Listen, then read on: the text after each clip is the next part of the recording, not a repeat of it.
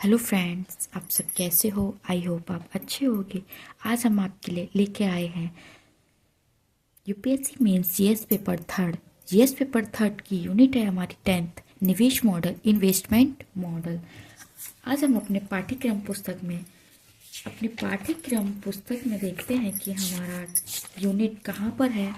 हमारी ये है पाठ्यक्रम पुस्तक, जिससे हमें topic wise unit wise note समझ में आते हैं। हमारी यूनिट है 10th, निवेश मॉडल। जो मैंने इसमें कवर कर लिया है उसमें मैंने हाइलाइटर से कर दिया है। अब हम बात करते हैं अपने प्रीवियस ईयर क्वेश्चन पे, जो हमें एक ये बताते हैं कि हमारे लिए ये टॉपिक कितना इम्पोर्टेंट है। बुनियादी ढांचेगत परियोजनाओं में सार्वजनिक निजी साझेदारी, पीपीएम की आवश्यकता क्यों है, भारत में रेलवे स्टेशन के पुनर्विकास में पीपीएम मॉडल की भूमिका परीक्षण कीजिए। ये 2025 में आए क्वेश्चन जो हमारे लिए बहुत इम्पोर्टेंट है। तीव्रतर एवं समावेशी के लिए अधिकार अवसंरचना में निवेश आवश्यकता है, भारतीय अनुभव के परिप्रेक्ष्य में विवेचना कीजिए। ये 2021 और 22 दोनों में साल एक साल के अंदर दूसरे साल में भी देखने को मिला है। ये हमारे लिए इम्पोर्टेंट है। अब हम बात करते हैं निवेश मॉडल। हम निवेश मॉडल की जो डेफिनेशन है हम आपको 2 से 3 लाइन में समझाने की कोशिश करेंगे। यदि आने वाले 4 से 5 वर्षों में भारत की 5 ट्रिलियन जीडीपी का लक्ष्य हासिल करना है तो अर्थव्यवस्था के सभी क्षेत्रों में आधारभूत ढांचे आदि में सार्वजनिक व निजी निवेश अति आवश्यक है। मतलब इतने ट्रिलियन जीडीपी हासिल कर लेते हैं तो निवेश मॉडल को अति आवश्यक कर देते हैं। भारत निवेश दर 2022 में जीडीपी का 30%, चीन पर 42% हुआ था। निवेश दर हुई थी, मतलब निवेश उत्पादन क्षमता अधिक और मांग भी अधिक है। नियोजन प्लानिंग प्रक्रिया में अपनाए जाने वाले प्रमुख मॉडल कौन कौन से हैं? हाइड्रन, डोमर एवं समृद्धि मॉडल। आर्थिक समृद्धि, बचत का स्तर व निवेश की उत्पादकता। अब हम बात करते हैं H D model. H D model क्या है? हाइड्रन, डोमर, संवर्धन मॉडल। ये हमने एच डी मॉडल को शॉर्ट फॉर्म में लिखा है। बचत से निवेश, निवेश से पूंजी निर्माण और पूंजी निर्माण से अर्थव्यवस्था अधिक। अब हम बात करते हैं टू द पॉइंट। आर्थिक समृद्धि दर निवेश व पूंजी उत्पादन अनुपात पर निर्भर करती है। Capital output return. इस मॉडल को भारत की प्रथम पंचवर्षीय योजना में अपनाया गया था। आज भी हमारे राजकोष एवं नैतिक नीतियों में बचत दर व निवेश की महत्व दिया जाता है। क्योंकि ये मॉडल विकसित राष्ट्र हेतु बनाए गए थे, इसलिए अल्प विकसित व विकासशील राष्ट्रों हेतु अपने राष्ट्र उतना व्यवहारिक नजर नहीं आता, क्योंकि विकासशील देशों की अर्थव्यवस्था में बड़ा भाग असंगठ व अनौपचारिक क्षेत्र में आता है। ये पूंजी निवेश अनुपात की गणना मुश्किल है। मतलब ये निवेश मॉडल विकसित राष्ट्र बनाने हेतु जो बनाए गए हैं उनको अल्प विकसित व विकसितशील राष्ट्र हेतु उतना व्यवहारिक नजर नहीं आता है, क्योंकि विकासशील देशों की जो अर्थव्यवस्था बड़े भागों में असंगठित होती है। अब हम बात करते हैं महालैनोवेशी मॉडल। महालैनोवेशी मॉडल मतलब दूसरी पंचवर्षीय योजना में आया था। निवेश बाहरी उद्योग में और पूंजी निर्माण, बचत, निवेश, पूंजीगत उत्पादन और आर्थिक समृद्धि में वृद्धि हुई थी। आधारभूत ढांचे संबंधित निवेश मॉडल मतलब जो आधारभूत हमें ज़्यादा से ज़्यादा जरूरत होती है उन ढांचों से संबंधित मॉडल का प्रारंभ हुआ था। अवसंरचना विकास और आर्थिक विकास, आर्थिक समृद्धि का आदान प्रदान।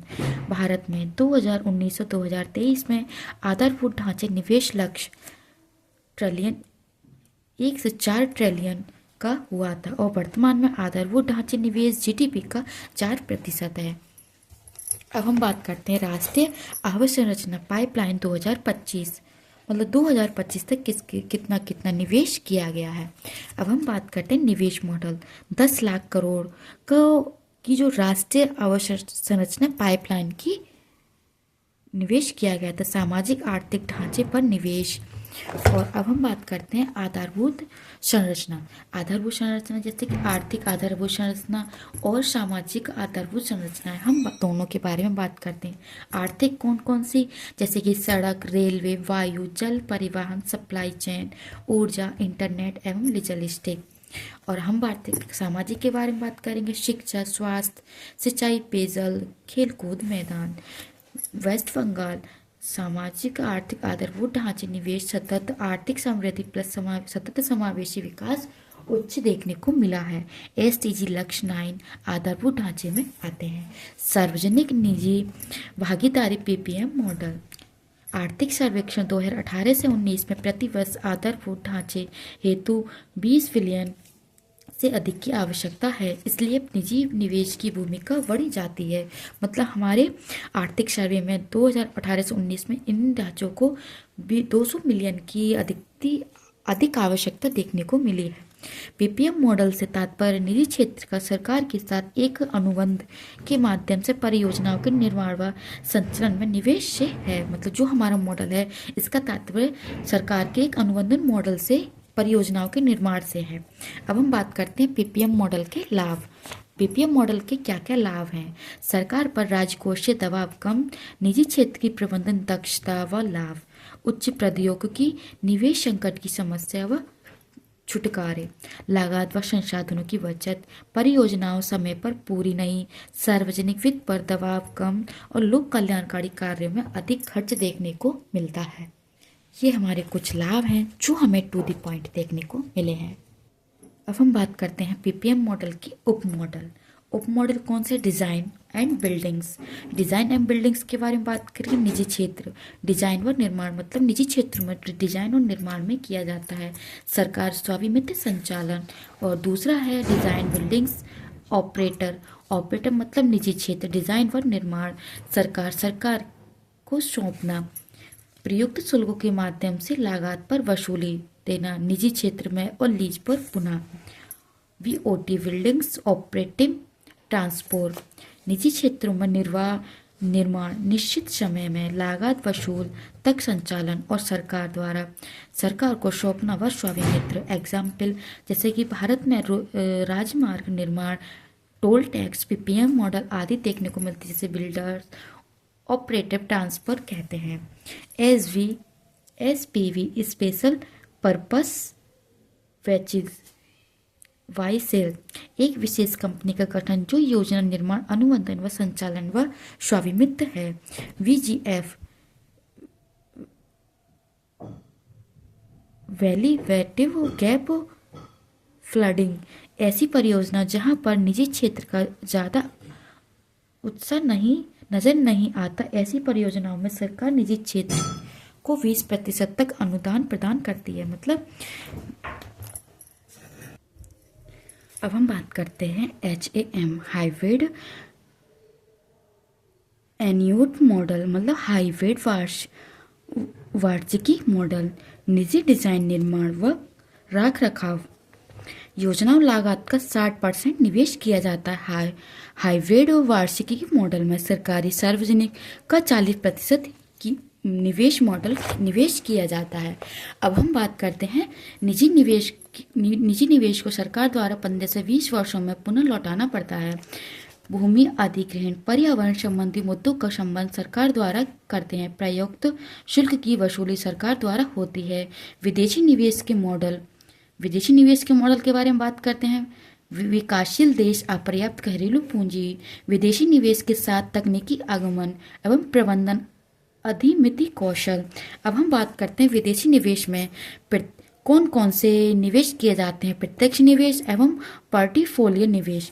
विदेशी निवेश के बारे में बात करेंगे। विदेशी कंपनियां नागरिकों द्वारा हमारे देश की कंपनियों में हिस्सेदारी खरीदना, मतलब जो विदेशी कंपनियां होते हैं नागरिकों को हमारे देश की कंपनियों से खरीदते हैं। FDI निवेश के साथ तकनीकी कौशल प्रबंधन, स्थायी प्रकृति और 100% FDI अनुमति प्राप्त क्षेत्र कृषि खनन मीडिया द्वारा प्रत्यक्ष निवेश करते हैं। अब हम बात करते हैं पोर्टफोलियो निवेश। विदेशी संस्थाओं निवेशकों द्वारा भारतीय शेयर बाजार आदि में निवेश, अस्थायी प्रकृति। फ्रेंड्स, आप सभी को नोट्स कैसे लगे कमेंट सेक्शन में बताना एंड वीडियो को ज़्यादा से ज़्यादा लाइक करना, शेयर करना एंड सब्सक्राइब करना ना भूलें। और कमेंट सेक्शन में ये भी बताना कि आपके लिए ये वीडियो कितनी हेल्पफुल होती है।